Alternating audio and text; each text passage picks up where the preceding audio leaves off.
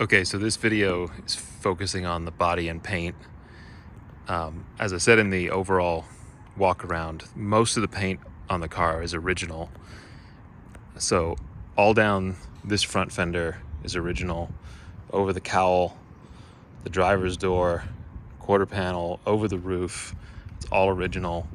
Coming around back, and you'll see this in the images of the paint thickness gauge.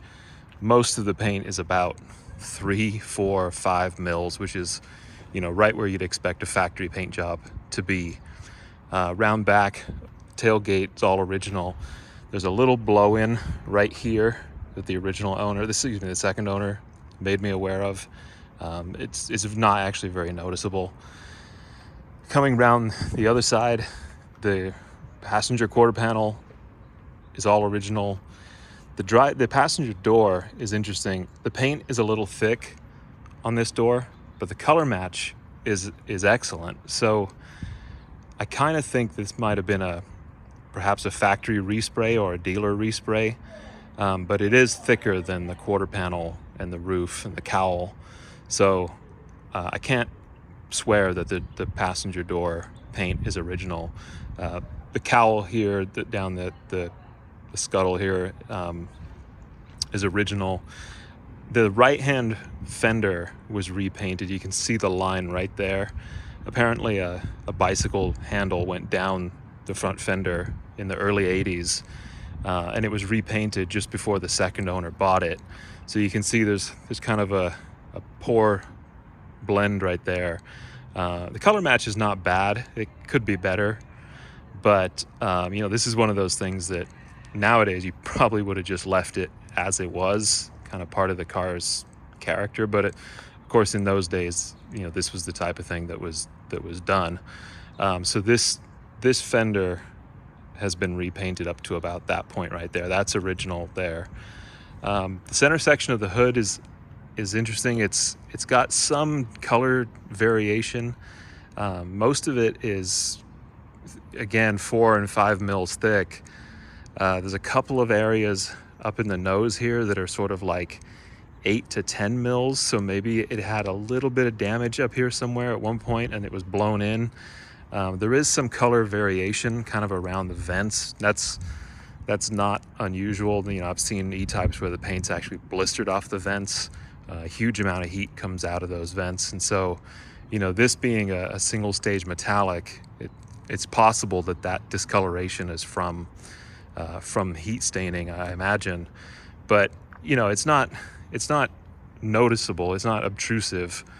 Overall, the car presents exceptionally well, considering that it's almost all original paint. I'd say upwards of 85% of the paint on the car is factory original. And I'll show some images going over the car with fridge magnets. I've been over every single inch of this car with a paint gauge, thickness gauge, fridge magnets, and there's not an ounce of filler on this car. There's the typical lead, which is common for E-type, which is factory. If you've spent any time looking at E-types, there's a chunk of lead here from the factory. There's a chunk of lead here and here. There's also a great big chunk of lead here. That's all factory stuff, and this car obviously has that. There's also some lead across the back. But other than that,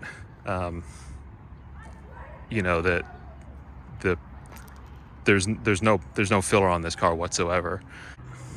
So again, it's not perfect, but it is, it presents really, really well for a car that's absolutely never been restored.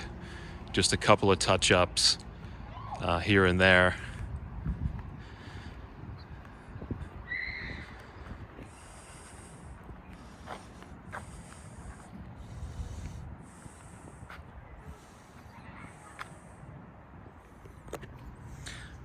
So I mentioned before I'd do some pictures with the fridge magnet, but I just decided it's probably better to do it with a video. So any old fridge magnet will work, but these are one of the best tools for evaluating an old car. And when I bought this car, I probably spent an hour going over it with a fridge magnet. As you'll see, you know, anywhere you put it, it sticks. All around the wheel lips. I mentioned earlier in the other video, there's a big strip of lead here from the factory, so you'll see it doesn't stick there as you would expect. But as soon as you go below it, you know, now we're into the structural sills here. This is where you really want to check out any E-Type very, very carefully.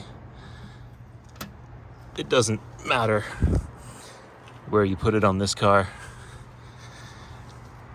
Again, there's a strip of lead here and a strip of lead here from the factory. But, you know, as you get up to it, you see the fridge magnet sort of gets weak. Up here, it doesn't stick at all to the lead, but all through here where there's no lead, it sticks just fine.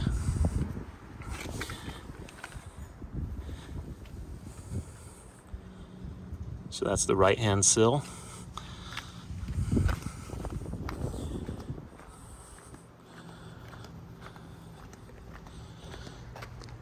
Left side is exactly the same story.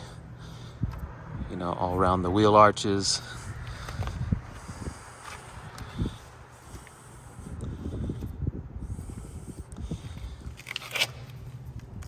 Down in the sills. And you can just hear the tinny, hollow metal sound. If a car has filler in the sills, it's more of a thud, not that light metallic sound.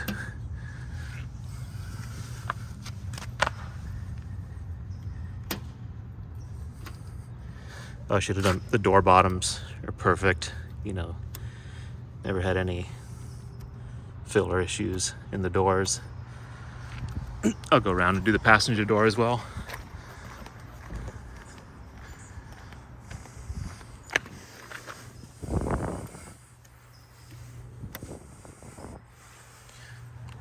Even the nose, you know, I've looked at a number of E-Types over the years, and they often have some filler in the nose. It's a pretty vulnerable area. You know, people ding them into things. It's pretty hard to see the tip of the nose when you're driving one of these. So you'll often see where people have nudged something over the years, and the lip around the mouth is sort of full of filler. But you know, this car, as I said in the other video, I don't think there's even an ounce of filler on this car. There's one little spot up here where I think the paint gauge measures like 15 mils or something. So maybe it had something, you know, hit it on the road or something, and it got a little repair here, and then a paint blend, I'm assuming. But nothing in the way of corrosion.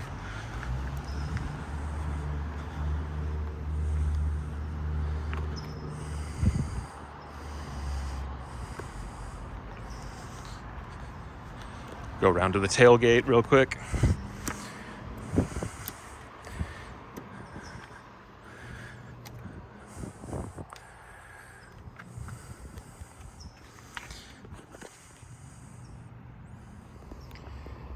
Inside the trunk is a really important area to inspect on any E-Type you're considering. The moisture will sort of run down into this area and corrode. First of all, you can see all the sound deadening. This is all original and very delicate stuff. And I've had a few people see this car and comment on how they've never seen one where the sound deadening is in such good shape. There is sort of a oily, waxy rust proof that the original owner had done, or the original dealer had done, I suppose. I had the guy who detailed this car for me, I asked him to try and remove that as best he could, because it's not something that you typically see. He did his best, but he also was trying to be delicate and didn't want to damage anything. So I kind of believe that if you were willing to be a little more aggressive, you could get some more of that stuff out. But at the same time, it's been there for almost 60 years now, so it's it's not harming anything. It just looks a little different than some of the E-types you might see, but the results kind of speak for themselves. This car is exceptionally dry and rust-free.